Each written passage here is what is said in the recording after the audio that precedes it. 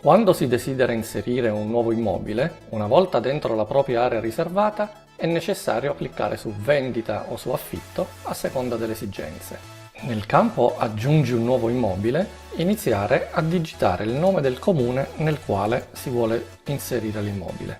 Aspettare che il sistema suggerisca il comune, selezionarlo e soltanto dopo cliccare su Inserisci. Una volta inserito il comune, si procede come in tutti i portali, quindi riempiendo i vari campi relativi alle info generali, ai dettagli, piuttosto che la geolocalizzazione, le fotografie, video, eccetera. Una volta riempito il tutto, basta cliccare su Salva.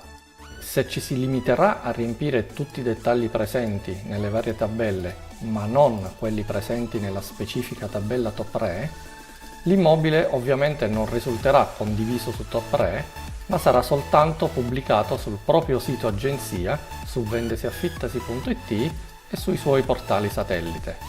Qualora invece si desiderasse pubblicare e condividere anche il proprio annuncio sulla piattaforma top 3, è necessario fare alcuni ulteriori passaggi.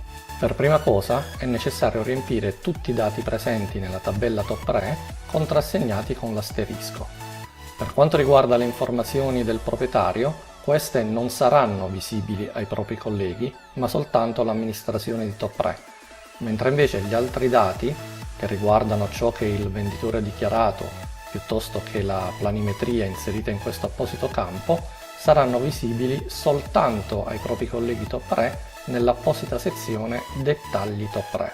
Una volta riempiti i vari dati obbligatori, sarà inoltre necessario dichiarare di possedere il mandato in esclusiva dell'immobile in oggetto e di aver sottoposto e fatto riempire al proprietario dell'immobile il documento di richiesta di condivisione del proprio immobile su top 3 e la relativa informativa privacy sul trattamento dei dati personali.